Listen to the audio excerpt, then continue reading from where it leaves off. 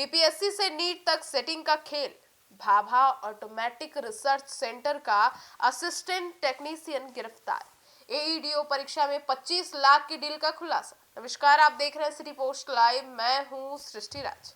आपको बता दें, बिहार की प्रतियोगी परीक्षाओं में कथित धांधली और सेटिंग के मामले को लेकर एक बार फिर से बड़ा खुलासा सामने आया है। बिहार पुलिस की आर्थिक अपराध इकाई यानी कि ईओयू ने एईडीओ परीक्षा से जुड़े कथित पेपर सेटिंग और परीक्षा में गड़बड़ी कराने के मामले में रोशन कुमार नाम के एक आरोपी को गिरफ्तार किया है। बताया जा रहा है कि Roshan Kumar Bhabha atomic research centre यानी कि बीएआरसी में असिस्टेंट टेक्नीशियन के पद पर काम करता था और ईओयू के अनुसार जांच के दौरान रोशन कुमार की जो भूमिका है वो एईडीओ परीक्षा में एक सेंटर के तौर पर सामने आई है। अब आरोप है कि उसने परीक्षा में एक लड़की को पास कराने के लिए 25 लाख रुपए की डील की थी।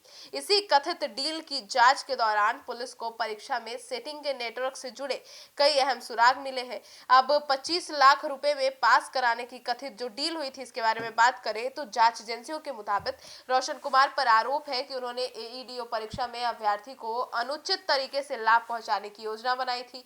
इसके लिए कथित तौर पर 25 लाख रुपए की रकम भी तय की गई थी और मामला केवल एक अभ्यर्थी को परीक्षा में मदद पहुंचाने तक सीमित नहीं था। इसके पीछे कोई बड़ा नेटवर्क भी सक्रिय था। इसकी जांच भी ईओयू कर रही है। बताया जा रहा है कि जांच के दौरान सामने आए डिजिटल और अन्य साक्ष्यों के आधार पर पुलिस ने रोशन कुमार तक जो है वो अपनी पहुंच बनाई और उसके बाद उसने गिरफ्तार कर पूछताछ की जा रही है। ईओयू अब तक ये पता लगाने की कोशिश कर रही है कि किस कथित परीक्षा सेटिंग के साथ उसका कौन-कौन सा जो है वो कनेक्शन था।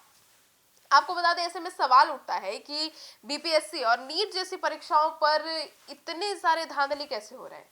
तो बिहार में प्रतियोगी परीक्षाओं की पारदर्शिता जो है उसको लेकर पहले से कई सवाल खड़े हो रहे हैं।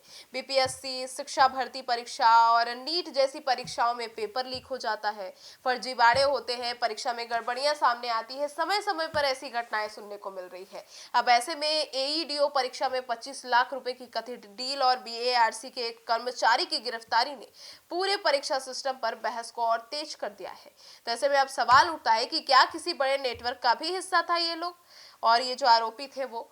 तो सबसे बड़ा सवाल भी यही है कि क्या रोशन कुमार अकेले इस पूरे खेल में को अंजाम दे रहे थे या फिर इनके पीछे कोई बड़ा संगठित नेटवर्क काम कर रहा था। अब ईओयू की जांच इसी दिशा में आगे बढ़ रही है और पुलिस कथित पैसों के लेन देन, संपर्क और तमाम जो चीजें हैं परीक्षा से पहले तथा बाद में जो गतिविधियां हुई उन सभी की पड़ताल हो रही है और ये पता लगाने की कोशिश की जा रही है। अब फिलहाल आरोपी की गिरफ्तारी के बाद जांच एजेंसियां यह पता लगा रही है कि 25 लाख रुपए की कथित डील में पैसा किसने जारी किया और किससे किस तक पहुंचाया गया, अभ्यर्थी तक कैसे मदद पहुंचाने की योजना बनाई गई और इस नेटवर्क में कितने लोग शामिल थे। अब ईओयू की जांच पूरी होने के बाद ही इस मामले की पूरी तस्वीर साफ हो सकेगी। अगर जांच में आरोप सही साबित होते हैं तो यह मामला बिहार की प्रतियोगी परीक्षाओं की सुरक्षा, पारदर्शिता को लेकर गंभीर सवाल खड़े कर सकती है। आपकी क्या राय है इस पूरे मामले को सुनने के बाद? और लगातार जिस तरीके से फर्जीवाड़े सामने आ रहे हैं प्रतियोगी परीक्षाओं को लेकर, इसको